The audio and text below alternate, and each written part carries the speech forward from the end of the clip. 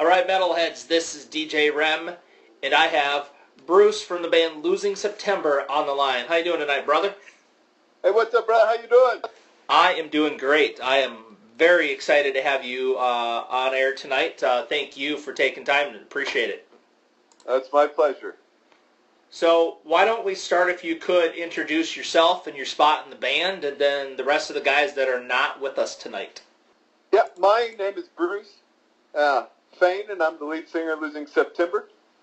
We've also got Nick Foreman on lead guitar, Chirp Chirp the Bird on rhythm guitar, or he also goes by Nicholas Figley, but because we have two Nicks, we just call him Chirp. We call Foreman just Foreman. So, on bass, we have David Lowe. On drums, we've got a couple of percussionists. One being Ben Bauman, that's been with us for a long time, but he's actually dealing with some legal issues right now. So. Okay, well, we wish him the best of luck with that. But we've got our buddy Nate that's filling in right now, and he's kicking ass. Cool. He's from a band from Latvia that we had toured with a couple years ago, and he's managed to just pick up the pace and just kick ass like no other. So it's going to be hard, hopefully when we get Ben back, we'll figure out what the percussion situation is. But like our brothers in Mushroom Head and Slipknot, the more drummers, the merrier. Right on. Good deal. So what is going on with you guys these days? What are you guys up to? Right now we just finished up our most recent album, our third album, called Rise of the Loser. It was released in September, and this winter we've been focusing on writing the new album. We're getting ready to set up, we've been talking with a lot of different companies. We unfortunately can't disclose any information quite yet, but we've got some big things coming up in the works about releasing the next album and who we'll be working with. We also have a tour coming up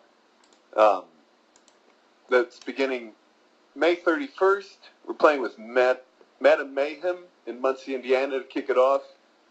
Then we head to Metal in the Mountains June 1st in West Virginia. And that's going to be we're playing with Mushroom Head and Motor Grader and Silent Theory on that, so that should be a good time. The rest of the tour we'll be patching through different locations such as Hickory, North Carolina, South Carolina, Folly Beach, Atlanta, Georgia, Madison, Alabama, Jackson, Tennessee, Clarksville, Tennessee. We do a pretty good run through the Midwest, up into Iowa, South Bend, Indiana, Detroit, Michigan, Akron, Ohio, and then back at Heath, Ohio for the Feel the Fire Fest with our boys in X Factor 1, Flaw, and Smile Empty Soul. Finish off the tour, so it should be a good time. Badass. I heard somebody in the background go, yeah! That's awesome. Yeah, we're pretty excited about it. There's no doubt about it. Yeah, very cool, very cool. So where can people go to check out, to buy the current album that's out right now? Where you guys have that up for people to listen? We're available on Amazon, Rhapsody, Napster, iTunes, or you can go straight to LosingSeptember.com. Everything will be available there. Okay, so, very cool. Multiple networks. We're on Spotify. We're also on iHeartRadio. So they can catch us in many different distribution centers.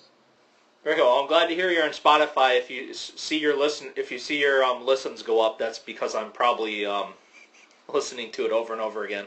Say now. That's awesome. Very good. Thank you, brother. What about merchandise? You guys have that for sale somewhere as well? Yeah, if you go to LosingSeptember.com, just click on the merchandise link. It'll take you straight to our merch site. Okay. And also at every show that we play, if you come there, we'll give you a personalized item that's going to be different than most of the things that you see online. So just to make it more valued when people come to the show, to get some merch that's different than what everybody can get online.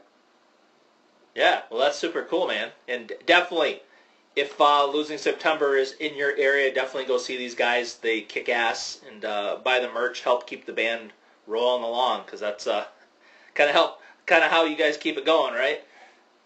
Right, amen. That touring is, I can't tell if is keeping us alive or killing us, but one way or another, Right on. it's moving in one direction.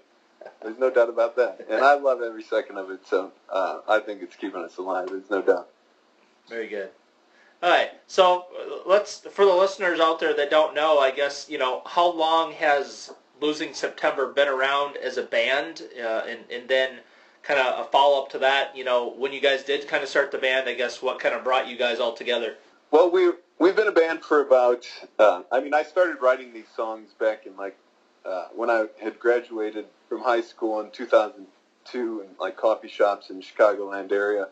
And then I kind of migrated to college, and that's where I met my fellow pirate lead guitarist, Nicholas Foreman, and we kind of we both were music majors at Ball State University, and we're in the classical department. We were the only people that actually seemed to like metal, so that helped us really get focused on, we had that common bond and that common ground, so we took it from there, and after we graduated, we decided to hit the road, and we haven't turned back since.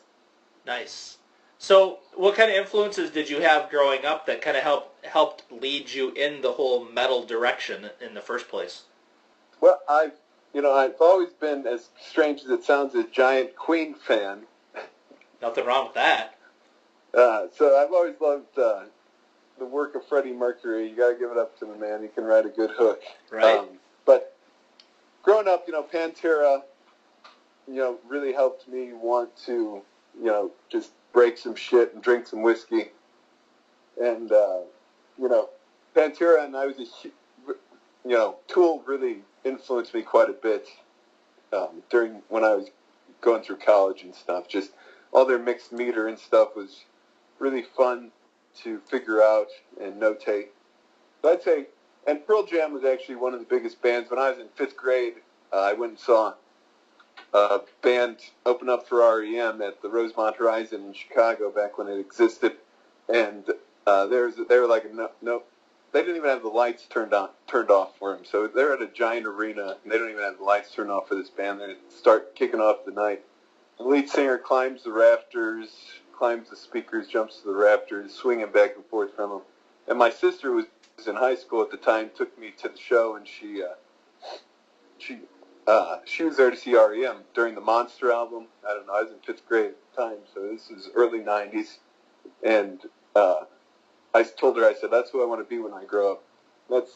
That band turned out to be Pearl Jam, so Eddie Vedder definitely has always inspired me from that moment forward. Well, that's a killer story, and props to your sister for taking you to that show, right? Amen. She probably regrets it now, but I do owe a lot to her for that. I'm sure she's proud, man. I'm sure she's proud. I hope. Thank you, brother. So, do you guys, I know you guys are kind of spread out as far as where you guys all live, as far as band members. So, how often do you guys actually get together and actually practice? Or do you kind of do that just when you're working on new material? I guess, how's that work for you guys? Well, we normally dedicate a good solid week before tour where we all get together and we just nail it out, practice everything, the new sets, what we want to throw in, stage props and everything, just figure out exactly how we're going to put together the set for that run, and then nail it out from there. Okay, very good. I have a question from the chat room. Megan wants to know if she's a regular. She always shows up for my show, so horns high to Megan.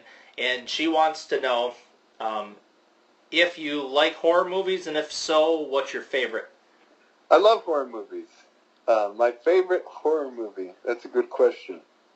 It's a hard decision. I've always been a big Michael Myers fan, so it's hard to really choose which Halloween is my favorite. I'm going to have to go with the first one just because it's the cult classic. Right on. But, I don't know if you really consider The Devil's Rejects a horror movie because it's not quite as scary as, like, House of a Thousand Corpses. But I love the way that Rob Zombie just mind fucks you to, like, be rooting for these evil characters by the end of the movie. You know, you're rooting for him to get away from the cops. And it's just like one of those mindfuck moments when you're like, am I really rooting for this sadistic serial killer to get away from the cops? You know, like it's something else. I love the way that he mindfucks you there. So it's a toss-up between those two. It's okay, man. I remember watching Jaws, and I'm rooting for the sharks, so I get it. It's all good. Right. I was like, no, don't kill the shark. Right. Oh, yeah. That's great writing when you can humanize an evil beast. I know, right? No doubt. So, I also want to tell you, because you'd sent me the new tracks to play, and I did play one so far. I played Messiah, and that track's badass, by the way. And but then I'm like, you know what? So then I started searching. I'm like, and then I found the old stuff, and I played "Let Them Tremble," and it just brought me back, man, how badass that album was too. And I'm like, okay, yep, definitely. So what the listeners have in store after this interview, I have "Complicated," "Crossroads," and this one that doesn't show up right. Hold on. "Liars in the Eye." I got that. I guess that's another old one I'm going to play. So they're going to get new stuff and old stuff because it's all badass. So that album was really good to us. You know, that was kind of what projected us to being in the touring scene, and we signed with our first booking agency at that point. We had been signed to 2 independent labels, and from that point forward, you know, momentum really helped us through. That album was Project Mayhem, was our second album. Our first album was There Will Be Casualties. Yeah, I tell you, man, that "Let Them Tremble" track, that one, man, I want to play that so loud. It's so badass. Thank you, brother. We love that one. That one, it does, it gets you moving, gets bodies in motion. There's no doubt about it. It's a lot of times our opener or ender of the night. Good. So that's good that you're still playing it, so that's good to hear. Very good. It's a great live show. Gets the pit going, gets bodies in motion. So that's one reason that I always encourage that to be in the set list. Good to hear. So, how did you guys come up with the name of the band? Where's "Losing September" come from, or what's the meaning behind it? Well, actually, at first when it came out, I've got some bad luck in the month of September, but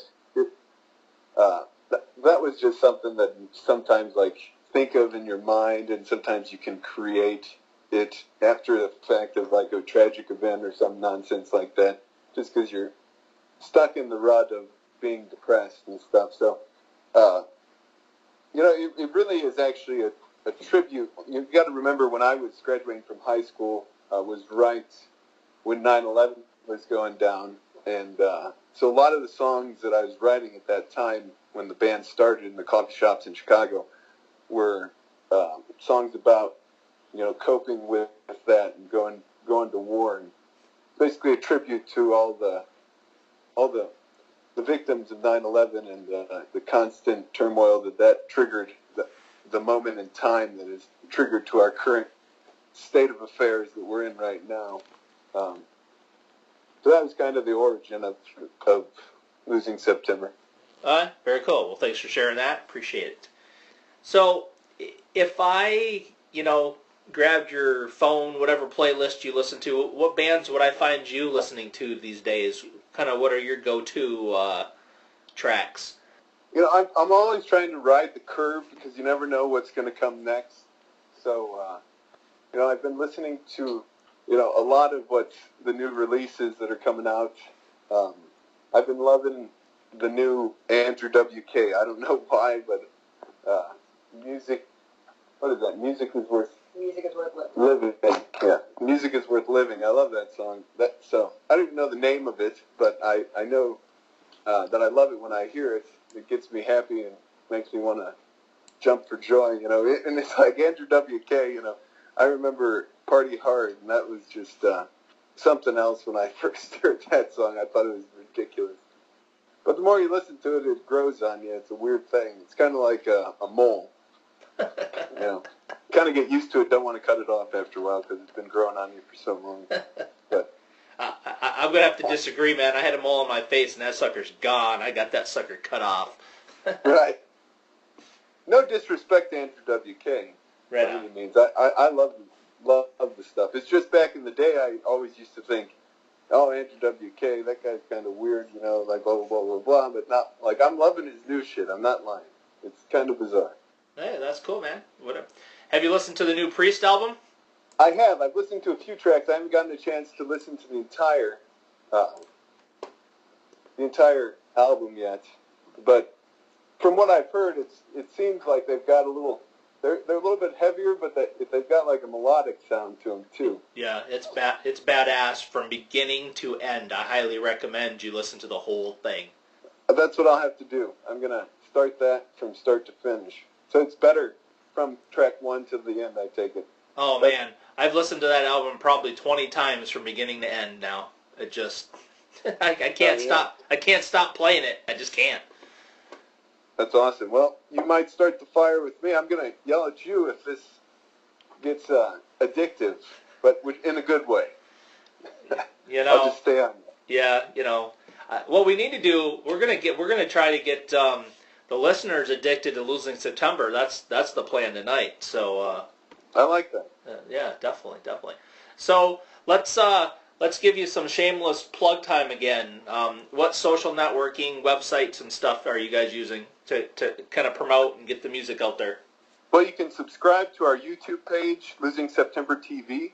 You can catch all of our videos. We've got all our music videos available, as well as we've got like a documentary that we set up when we're on tour called Pirates of the Road.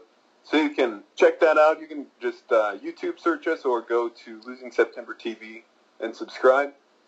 You can also find us on iTunes, Amazon, Rhapsody, Napster, Spotify, iHeartRadio, TuneCore, Instagram, Snapchat, Twitter, all your social media sites, or you can just go to LosingSeptember.com.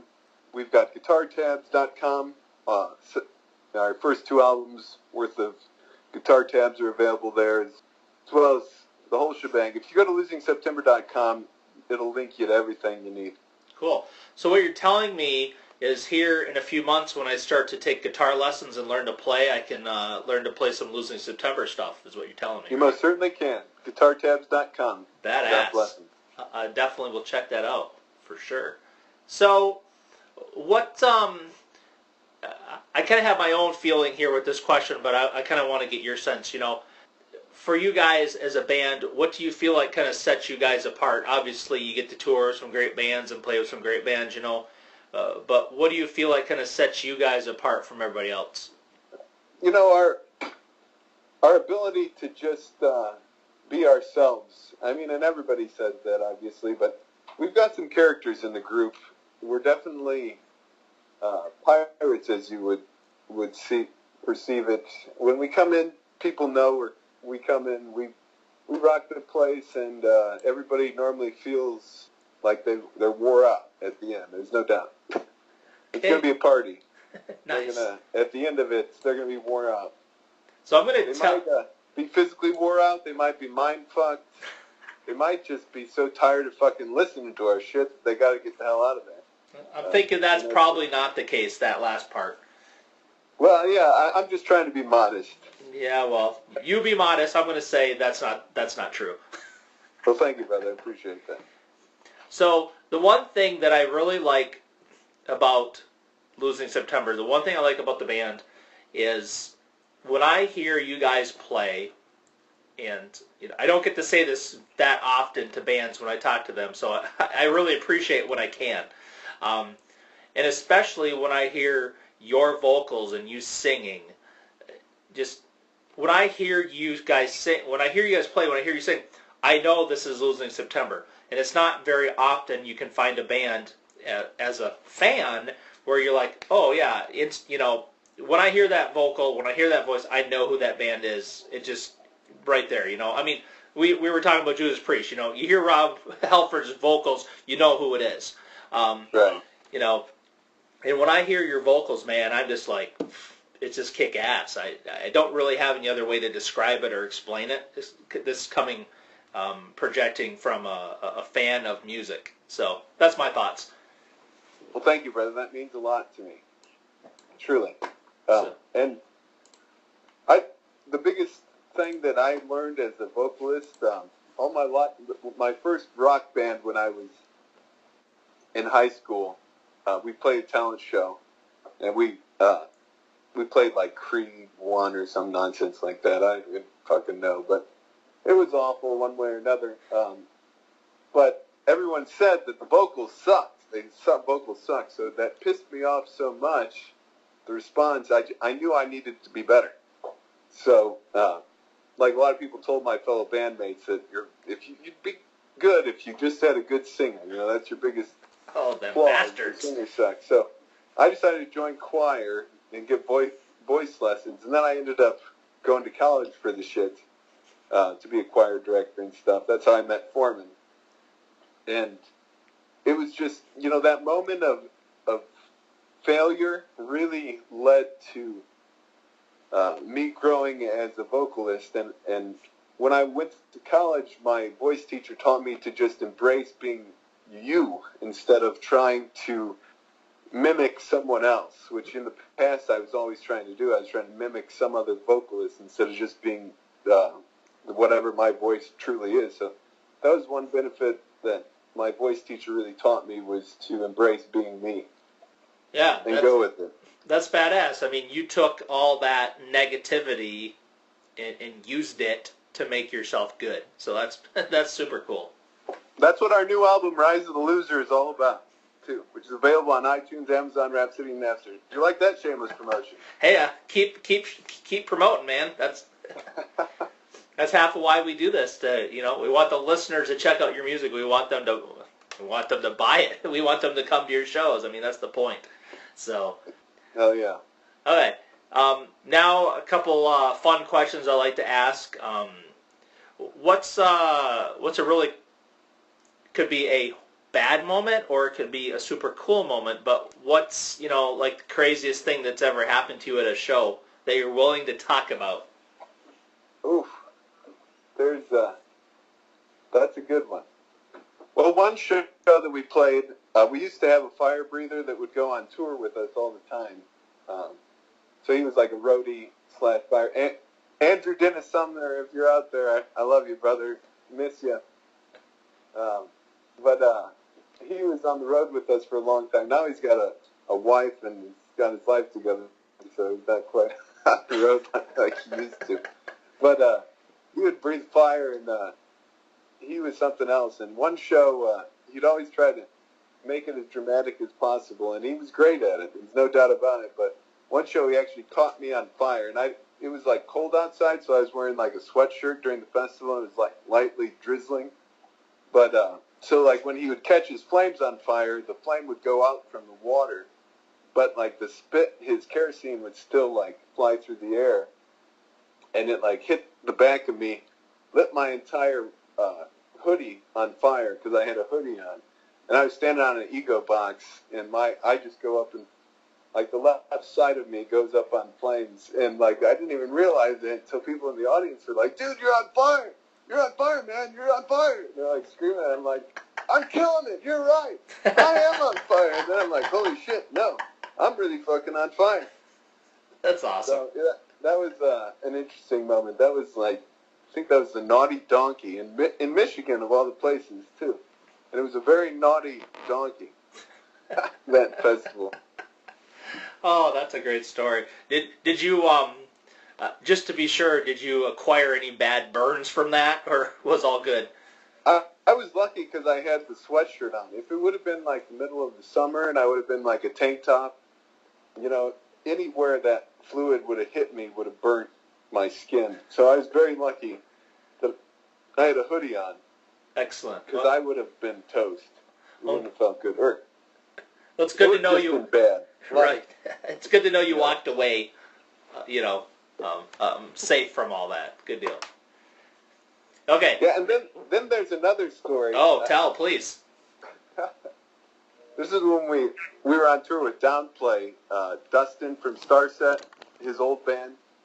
You know Dustin from Starset. They're pretty popular now. Okay. His old band was called Downplay, and we were playing. We were sound checking, And the intro started, and I couldn't get to the front of the stage. At this time, I was a heavy alcoholic. But I still am like a halfway alcoholic, but I'm trying to be good. I'm trying to behave myself these days. But back then, I was a full-fledged. There's a reason they called us Boozing September. When we were on tour with All the Remains and Pop Evil back in the day, we were considered Boozing September. Oh, boy. But the story is, I ran to the front of the stage, jumped up to try to clear the stage, and my pants started falling down. This was back before the skinny jeans era. And they went down around my knees, and I caught the lip of the stage and face first. I had 6 beers, 3 in each hand for all the band members. And go face first, trying to make a big scene, trying to make a great arrival, and it turned into a disaster. But they all exploded all over me. It was something else. Oh, God, and it was beer abuse as well. Jeez. Amen. It was a struggle. All right. So the other fun question I like to ask is, and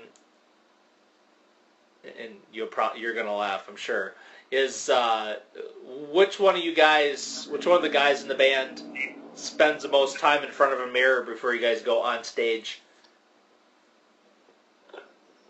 Wait, say that again. I'm sorry. You're breaking up. We're going through a tunnel. No. The question is, who spends the most time in front of a mirror before you guys go on stage? That's a good question. I mean, I guess it's, just to be honest, it's probably me because I have a mohawk, so it takes fucking time to put that damn thing up. How tall is it? It's nice. Right now, it's a good 4 or 5 inches. And I got curly hair, so it's a real bitch. I got to use a straightener and all kinds of nonsense. So it's easier to just have short mohawk. Right on. But when it's up there, you got to be dedicated to the cause. Right on. Do you color it too? Yeah, a lot of times I'll color it green during the season. St. Patty's Day, and when we hit the road, a lot of times before a tour, I'll bleach it blonde and then dye it neon green. So you never know. It really depends on my mood and what PR is telling me to do. Or not to do. Correct. Right on. More importantly, what not to do. Right on. Very cool. Okay, is there anything else, anything about the band, anything that we have not talked about that you want to make sure the listeners know? We want to give a shout out to Steve Hill, My Side Promotions, and we just want to say thank you to Metal Devastation Radio, DJ REM. Badass, man. Thanks, brother. Appreciate it. It's been great having you on the show tonight. Please tell all the guys in the band I said hello. Maybe possibly one of those shows when you're somewhat close, I'll have a chance maybe to make one. So, but also, so all the listeners know, we got a triple shot of Losing September coming up next. So we're going to shred their ear holes with some badass metal. Thank you very much, DJ REM. It's been a pleasure. Okay, man. Well, you have a great night. Thanks again, and we'll talk again. Okay. All right. Thank you, brother. All right. Later. Bye.